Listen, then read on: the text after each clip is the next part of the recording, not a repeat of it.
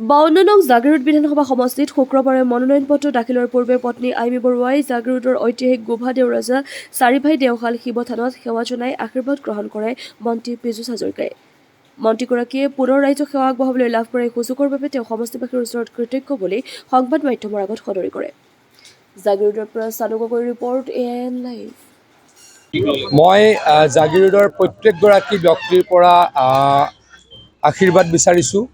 আপোনালোকৰ সহায় অবিহনে, আপোনালোকৰ আশীৰ্বাদ অবিহনে মই এইখিনি অৱস্থা কেতিয়াও নাপাওঁ। মই আপোনালোকৰ ওচৰত, জাগিৰোডবাসীৰ ওচৰত সদায় চিৰকৃতজ্ঞ।